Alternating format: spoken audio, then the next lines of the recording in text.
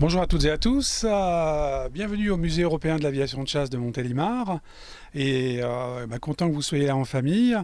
Alors première question, vous venez d'où? On vient de Lorraine, Oui.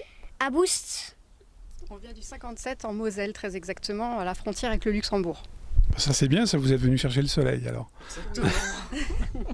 Alors qu'est-ce qui a fait que vous avez visité le Musée européen de l'aviation de chasse de Montélimar? C'est parce que moi j'ai la passion des avions depuis que j'ai 4 ans je crois, c'est ça? Oui, à peu près. Et du coup moi je rêve d'avoir un crusader ici Oui. depuis longtemps parce que moi je parle de crusader. Alors tu en as vu un crusader? Alors oui, j'en ai vu à la télé, j'en ai en 3D, des petits en plastique et puis voilà quoi. Mais il y en a un ici. Ouais, je sais, il y en a un dans le hangar. Oui. Et il y en a même des petites maquettes. C'est un de mes avions préférés de guerre. Et je l'ai vu sur C'est pas sorcier avec les super étendards. D'accord, c'est bien ça.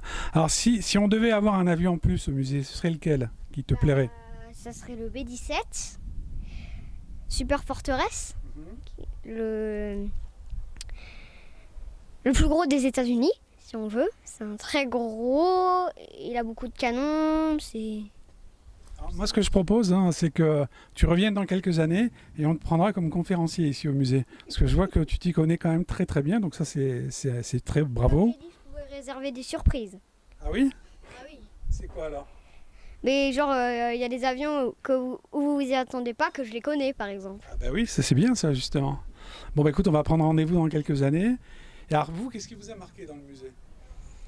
Alors moi, ce qui m'a marqué particulièrement, c'est l'hommage rendu aux femmes pilotes. Depuis quasiment l'existence de l'aviation, mais aussi de la première femme pilote, notamment de l'armée de l'air. Ça, j'ai trouvé ça intéressant et je pense qu'il y a aussi matière à développer un petit peu plus cet aspect-là parce que c'est vrai qu'on en parle peu, mais j'ai trouvé vraiment super que quelqu'un ait pensé à faire cet hommage à ces femmes tout au long de la visite à travers ces portraits. Ça c'est une bonne chose. Alors et vous monsieur alors?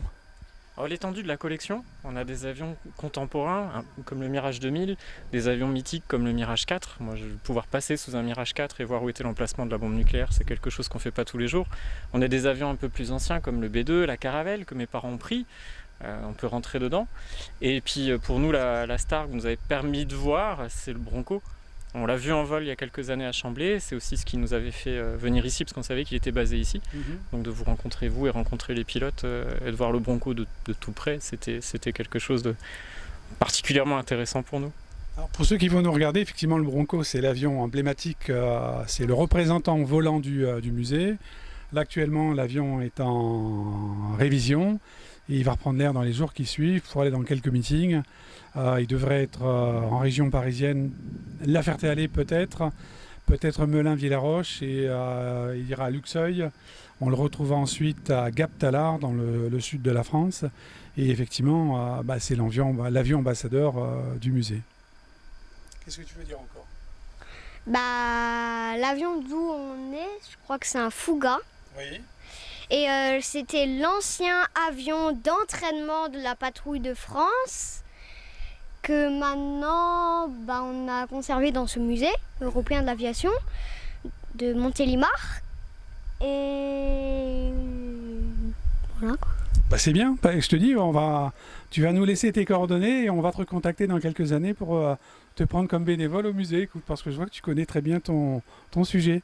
Et je pense qu'on a affaire à un passionné de l'aéronautique, donc bravo aux parents. Mais il en faut, de toute façon. Voilà. Et tu es à l'endroit où il faut pour suivre les avions. Il faut quand même dire qu'on a découvert l'endroit un peu par hasard. Oui. On est venu effectivement nourrir la passion du petit, mais on a découvert cela en sortant des bouchons de l'autoroute, en passant par Montélimar, et c'est comme ça qu'on a vu qu'il y avait ce musée avec le rond-point où il y a l'avion exposé. Et on s'est dit, l'année prochaine, on visitera. Et voilà. Bon, alors donc on va travailler encore la communication du musée. Et effectivement, le musée s'enrichit d'année en année de nouveaux avions. Donc j'ai bien noté celui que tu espères dans quelques années.